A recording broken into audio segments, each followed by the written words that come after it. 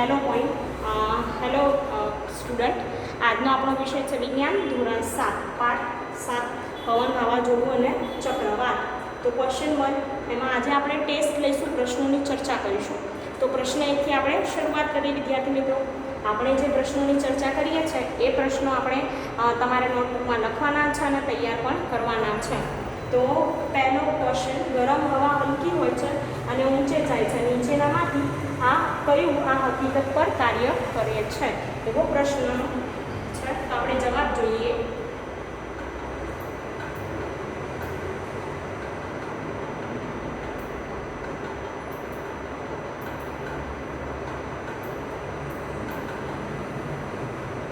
તો આ બરોબર આપણે જોઈએ છે બધું એ આપણે હવામાં ઉડવા માટે આવી રીતે હોય છે, બીચ પર ફરવા જઈએ ત્યાં.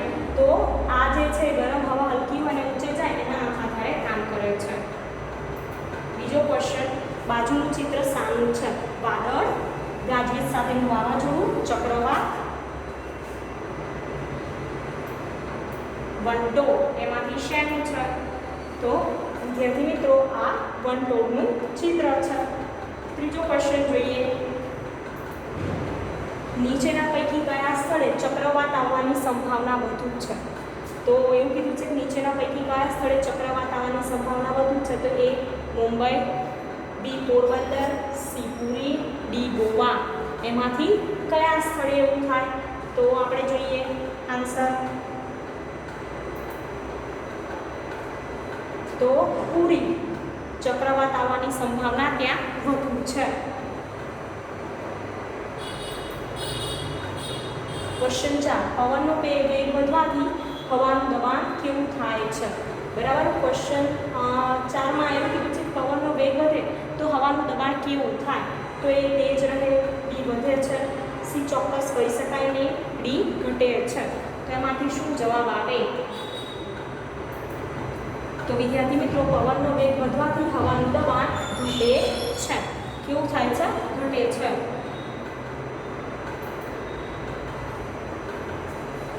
જે સ્થળે ગરમ હવા ઉપર ચડે છે તે સ્થળે હવાનું દબાણ ખાલી જગ્યા.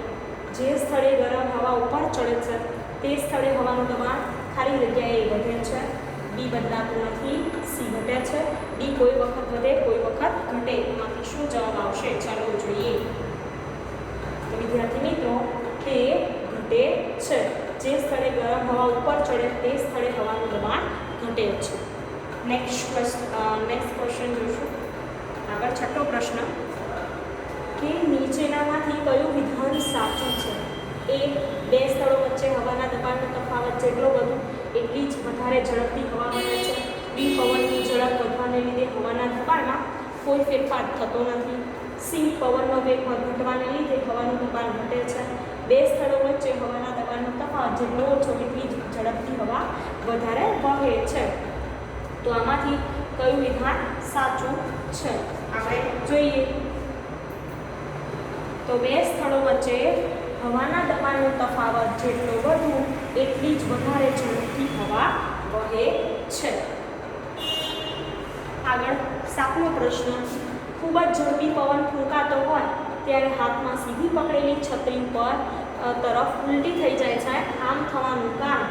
વિદ્યાર્થી મિત્રો ખૂબ ઝડપ પવનથી ફૂંકાય ત્યારે આપણે શું કરીએ? છત્રી લઈને જતા હોય તો છત્રી ઊંધી થઈ જાય. તો એ છત્રીની ઉપરનું હવાનું દબાણ ઘટે છે. બી છત્રીની ઉપરનું હવાનું દબાણ વધે છે. સી હવાનું દબાણ કોઈ ભાગ ભજવતું નથી. બીજું કંઈ કારણ છે કે ડી કશું જ કહી શકાય નહીં. તો વિદ્યાર્થી મિત્રો ખૂબ જ ઝડપથી પવન ફૂંકાતો હોય ત્યારે હાથમાં સીધી પકડેલી છત્રી ઉપર તરફ ઉલટી થઈ જાય છે. હવે છત્રીની ઉપરનું હવાનું દબાણ શું થાય? ઘટે છે.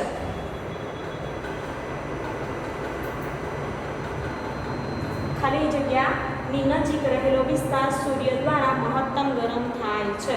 વિદ્યાર્થી મિત્રો એવું કીધું છે ખાલી જગ્યાની નજીક રહેલો વિસ્તાર સૂર્ય દ્વારા મહત્તમ ગરમ થાય છે. તો એ ઉત્તર ધ્રુવ, બી વિષુવવૃત્ત, સી ધ્રુવો, ડી દક્ષિણ ધ્રુવ. ચારમાંથી શું જવાબ આવશે? Let's see. તો વિદ્યાર્થી મિત્રો વિષુવવૃત્તની નજીક રહેલો વિસ્તાર સૂર્ય દ્વારા મહત્તમ ગરમ થાય છે એવું કીધું છે.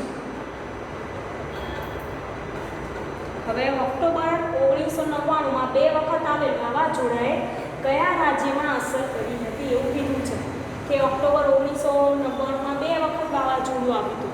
તો વિચારો આપણા પાઠ્યપુસ્તક પ્રમાણે યાદ કરો, પાઠ વાંચ્યો હશે તો આવડશે જ. તમિલનાડુ, બિહાર, ઓડિશા, પશ્ચિમ બંગાળ, ચારમાંથી શું આવે? તો આપણે જોઈએ ઓડિશા. 1999માં 2 વખત આવેલ વાવાઝોડાએ ઓડિશામાં અસર કરી હતી.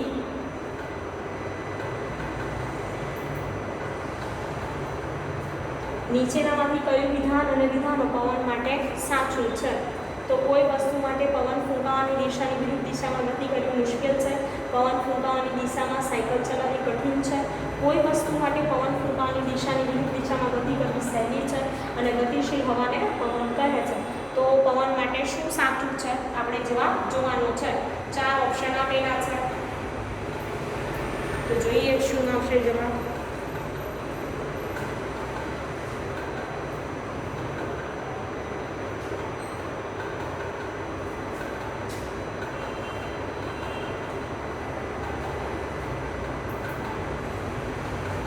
તો પહેલું અને ચોથું જોઈએ. ચોથું છે ગતિશીલ હવાને પવન કહે છે. એટલે પહેલું આપણે જોઈએ કોઈ વસ્તુ માટે પવન ફૂંકાવાની દિશાની વિરુદ્ધ દિશામાં ગતિ કરવી મુશ્કેલ.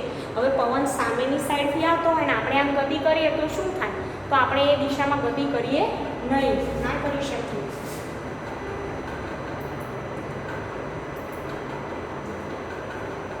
ચક્રવાતના સંદર્ભમાં નીચેનામાંથી કયું સાચું નથી?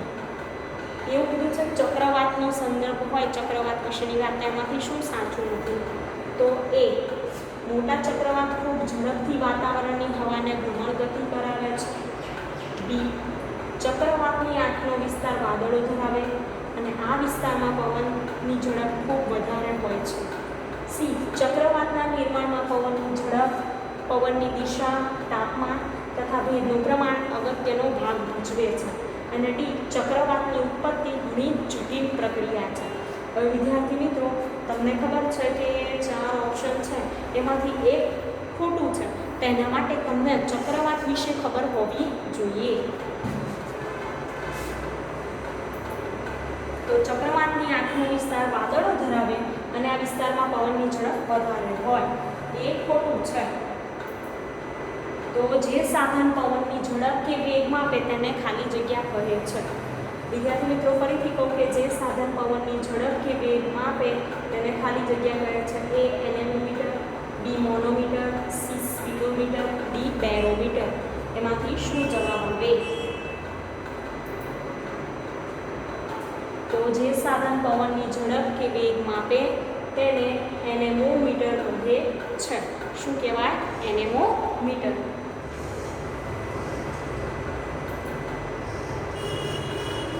નીચે આપેલ વિધાનોમાં કયું વિધાન સાચું નથી? એ ઉપરના ત્રણેય. બી ચક્રવાતની આંખ આગળનું ઓછું દબાણ, તેના કેન્દ્ર ભાગમાં પાણી ઓછા રહે છે. સી છે વાવાઝોડાની બનાવટમાં પવન અગત્યનો ભાગ ભજવે છે. ડી વંટોળની ગળણી જમીન પર ધૂળ, ભંગાર અને બીજી વસ્તુઓને વધુ દબાણને લીધે શોષી લે અને બધાને ઉપર તરફ ફેંકે છે. તો આમાંથી કયું સાચું નથી? વિચારો. વંટોળની ગળણી જમીન પર ધૂળ, ભંગાર, બીજી વસ્તુ વધુ દબાણને લીધે શોષી લે બધાને ઉપર તરફ ફેંકે છે. એમાં વધુ દબાણ નહીં આવે, કેવું આવશે? ઓછું દબાણ આવશે. હવે 14મો પ્રશ્ન. ચક્રવાતની આંખનો વ્યાસ ખાલી જગ્યા કિલોમીટર સુધીનો હોઈ શકે. તો ચક્રવાતની આંખનો વ્યાસ વિદ્યાર્થી મિત્રો 10 થી 30, 10 થી 15, 5 થી 10, 150 થી 250 કેટલા કિલોમીટર સુધી હોઈ શકે? તો વિચારો, આપણા પાઠ્યપુસ્તકના પાઠનું વાંચન કરો અને પછી મને જવાબ કહો. તો ચક્રવાતની આંખનો વ્યાસ 10 થી 30 કિલોમીટર સુધીનો હોઈ શકે છે. હવે ગતિ કરતી હવાને ખાલી જગ્યા કહે છે.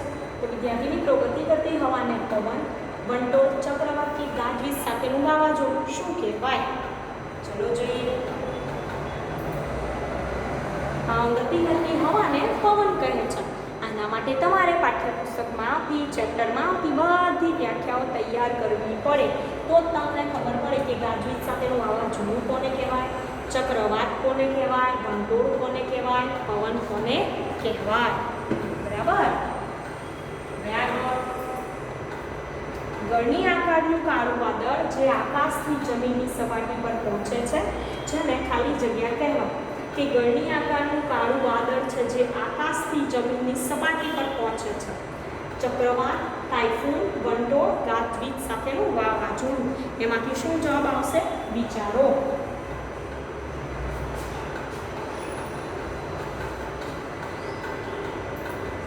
તો વંટોળ. શું કહેવાય? વંટોળ કહે છે.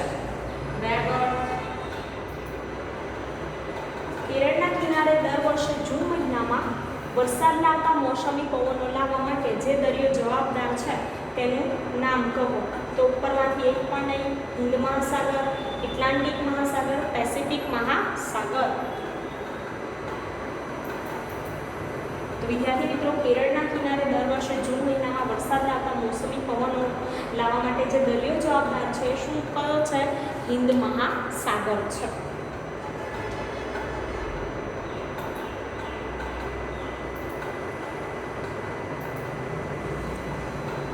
ખાલી જગ્યા દબાણ અને તેની આસપાસ હવાના ભ્રમણને લીધે ચક્રવાત સર્જાય છે. તો શેના લીધે? ખાલી જગ્યાના દબાણ અને તેની આસપાસ ખાલી જગ્યાના ભ્રમણને લીધે ચક્રવાત સર્જાય. તો વિદ્યાર્થી મિત્રો, વધુ દબાણ, ધીમેથી ભ્રમણ કે ઓછું ધીમેથી, ઓછું ઝડપથી કે વધુ ઝડપથી, શું આવશે જવાબ? તો ઓછું દબાણ અને તેની આસપાસ હવાના ઝડપથી ભ્રમણને લીધે ચક્રવાત સર્જાય છે. હવે વીજળી સાથે તોફાન આવે ત્યારે રાખવાની કેટલીક સાવચેતી નીચે આપેલ છે. એકલા અટુલા વૃક્ષ નીચે આશ્રય ન લેવો. ધાતુમાં હાથો ધરાવતી છત્રીનો ઉપયોગ તમારા રક્ષણ માટે ન કરો. ખુલ્લા ગેરેજમાં ગોડાઉનમાં આશ્રય ન લેવો. ખુલ્લામાં રહેલી તથા દરવાજો બારીના બંધ કરેલ કાચ બંધ કરેલ બસમાં આશ્રય ન લેવો. નીચેના પૈકી કયું સાચું નથી એવું કીધું છે. તો આપણે જોઈએ શું આવશે. તો એમાં ચોથું કે ખુલ્લામાં રહેતી તથા દરવાજો અને બારીના બંધ કરેલ કાચમાં બસમાં આશ્રય ન લેવો એ સાચું નથી. હવે નીચેના પૈકી સૌથી વધુ વિનાશક કોણ? બરાબર, એવું કીધું છે. એ ગાજવીજ સાથેના વરસાદ, બી વંટોળ, સી મોસમી પવનો, ડી ચક્રવાત. આમાંથી કયું વિનાશક છે સૌથી વધારે? તો ચક્રવાત એ સૌથી વધુ વિનાશક છે.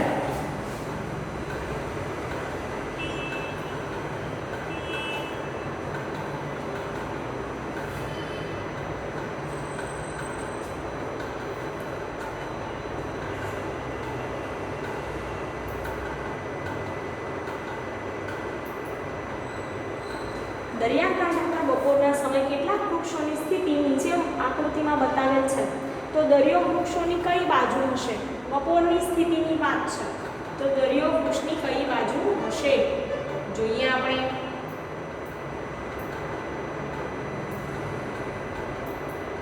તો પી બાજુ. કઈ બાજુ વિદ્યાર્થી મિત્ર? પી બાજુ. હવે આગળ હવામાં ફુગ્ગા ભરવામાં આવે છે. ફુગ્ગામાં હવા ભરવામાં આવે ત્યારે તે ફૂલાય છે. નીચેનામાંથી કયું કારણ આ માટે જવાબદાર છે?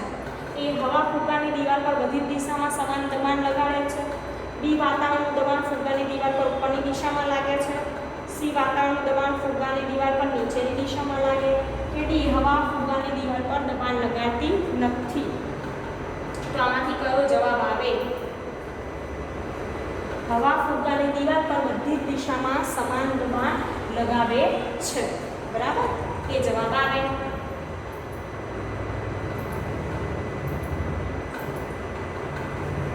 નીચે આપેલા જોડકા જોડો. યાદ રાખો કે વિભાગ એ સાથે વિભાગ બી એક કરતાં વધારે જોડાણ થઈ શકે છે. કે એ ગરમ હવા થતા નીચે ઉતરે વિસ્તરે સંકોચાય ઊંચી ચડે. બી હવા ઠંડી પડતા એટલે કે હવા ગરમ થાય અને હવા ઠંડી પડે તો શું થાય? તો કમાં જુઓ શું આવશે? વિસ્તરે ઊંચી ચડે છે. ખમાં જુઓ નીચે ઉતરે છે અને સંકોચાય છે. ઠંડી પડે તો હવા નીચે આવે અને સંકોચાય, ગરમ હોય તો હવા ઉપર જાય અને વિસ્તરે, એવું યાદ રાખજો. પવનના સંદર્ભમાં નીચેનામાંથી કયું સાચું છે? એ પવનનો વેગ વધવાને લીધે હવાનું દબાણ ઘટે છે. પવનનો વેગ ઘટવાને લીધે હવાનું દબાણ ઘટે છે. પવનની ઝડપ હવાના દબાણથી સ્વતંત્ર છે. આમાંથી શું આવશે એ આપણે જોવાનું છે. તો પહેલું, પવનનો વેગ વધવાને લીધે હવાનું દબાણ ઘટે છે.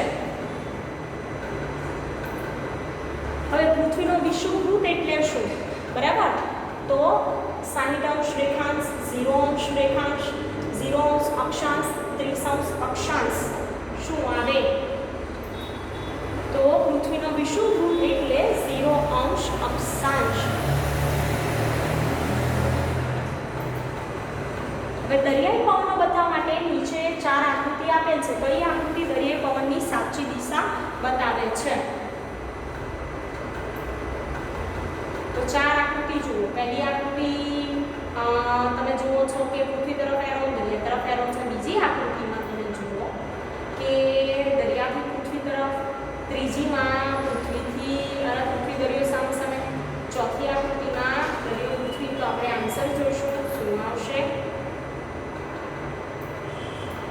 દરિયાઈ પવનની સાચી દિશા કીધી છે તો બી આકૃતિ આવશે. બરાબર.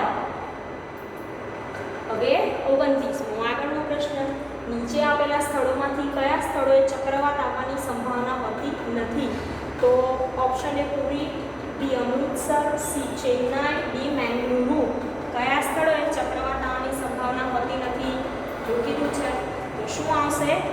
અમૃતસર. એ સ્થળોએ ચક્રવાત આવવાની સંભાવના હોતી નથી. હવે પવનને મુખ્યત્વે કઈ 2 લાક્ષણિકતા વડે રજૂ કરવામાં આવે છે એવું કીધું છે? તો એ દિશા તાપમાન, બી ઝડપ દિશા, સી દિશા ઊર્જા, ડી ઝડપ અને તાપમાન. એમાંથી શું જવાબ આવશે? તો વિદ્યાર્થી મિત્રો, પવનને મુખ્યત્વે ઝડપ અને દિશા 2 લાક્ષણિકતા વડે રજૂ કરવામાં આવે છે. હવે વંટોળથી બચવા માટેનો ઓરડો કેવો હોય છે? તો એ ઓરડો જમીનમાં ઊંડે હોય અને 4 બારીઓ હોય છે. ઓરડો દરિયાની સપાટીથી 10 મીટર ઊંચાઈ પર હોય છે. સી ઓરડો ઊંચા વૃક્ષની નીચે હોય છે. ડી ઓરડો જમીનમાં ઊંડે હોય અને જેને કોઈ બારી હોતી નથી. એમાંથી આપણે જોવાનું કે શું આવે. તો ઓરડો જમીનમાં ઊંડે હોય છે જેને કોઈ બારી હોતી નથી.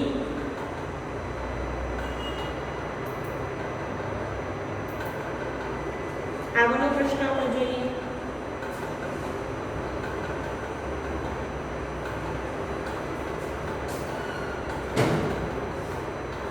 નીચેના પૈકી શામાં હવાનો ઉપયોગ થતો નથી? તો એ દડો ગબડાવવામાં, વાહનોના ટાયર ટ્યુબમાં, ફૂગો ફૂલાવવામાં, સિસોટી વગાડવામાં. ક્યાં ટાયર ટ્યુબનો ઉપયોગ થતો નથી? તો દડો ગબડાવવામાં હવાનો ઉપયોગ થતો નથી. બરાબર, બાકી બધે હવાનો ઉપયોગ થાય છે. હવે આકૃતિમાં બતાવ્યા પ્રમાણે સોફ્ટ ડ્રિંકની બોટલમાં એક સ્ટ્રો આપેલી છે. આ સ્ટ્રોના બહારના છેડાની નજીક એક છોકરો બીજી સ્ટ્રોની મદદથી ફૂંક મારે છે. એવું જોવા મળે કે છોકરો જ્યારે બોટલમાં રહેલી સ્ટ્રોના છેડા પર બીજી સ્ટ્રોની મદદથી ફૂંક મારે છે ત્યારે બોટલમાંની સ્ટ્રોમાં રહેલી સોફ્ટ ડ્રિંકનું લેવલ ઊંચું આવે છે. અને ઊંચું આવવા પાછળ કારણ નીચેનામાંથી કયું છે એવું કીધું છે. તો ફૂંકેલી હવા બોટલમાંની સ્ટ્રોમાં રહેલી હવાને ગરમ કરે છે. બોટલમાંની સ્ટ્રોના બહારના છેડા પર હવા ફૂંકતા સ્ટ્રો તૂટી જાય. બોટલમાંની સ્ટ્રોના બહારના છેડા પાસે હવા ફૂંકતા છેડા પરનું દબાણ ઘટે છે. ફૂંકેલી હવા બોટલમાંના સોફ્ટ ડ્રિંકની સપાટી પરના દબાણમાં વધારો કરે છે. બરાબર. તો વિદ્યાર્થી મિત્રો, બોટલમાંની સ્ટ્રોના બહારના છેડા પર હવા ફૂંકતા છેડા પરનું હવાનું દબાણ ઘટે છે.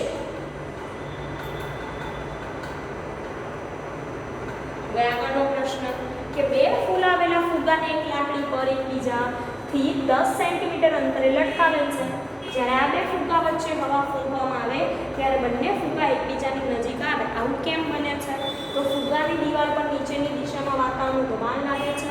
હવા ફુગ્ગાની દિવાલ પર બધી દિશામાં સમાન દબાણ લગાડે છે. સી ઝડપથી વહેતી હવા તે સ્થાને ઓછા દબાણનું ક્ષેત્ર ઉત્પન્ન કરે છે અને ઝડપથી વહેતી હવા તે સ્થાને વધુ દબાણનું ક્ષેત્ર ઉત્પન્ન કરે છે. તો આમાંથી શું જવાબ આવશે? ચલો જોઈએ. તો ઝડપથી વહેતી હવા તે સ્થાને ઓછા દબાણનું ક્ષેત્ર ઉત્પન્ન કરે છે. આગળનો પ્રશ્ન જોઈએ.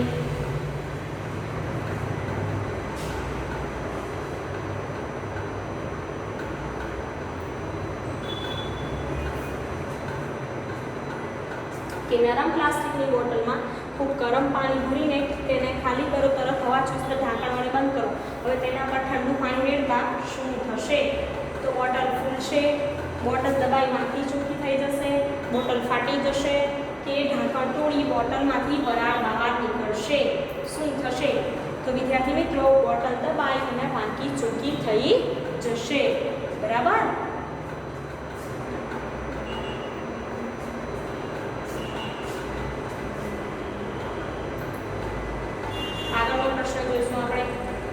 કે 3 જુદા જુદા પાત્રમાં અડધે સુધી પાણી ભરેલ છે. ત્રણેય જુદી જુદી કસ્તડીના મુખ પર ફુગ્ગા બાંધી ત્રણેય પાણી ભરેલ કાચના પાત્રમાં મૂકવામાં આવે. થોડા સમય પછી ફુગ્ગાના આકારમાં થતા ફેરફાર તમે જુઓ અને ચિત્રમાં જોવા મળે તો તળિયા વિશે પાત્રોમાં ભરેલા પાણી વિશે શું કહી શકાય? તો આપણે જોઈશું. તો પાત્ર એમાં ગરમ પાણી, પાત્ર બીમાં ઠંડુ અને પાત્ર સીમાં કેવું છે? સામાન્ય પાણી છે.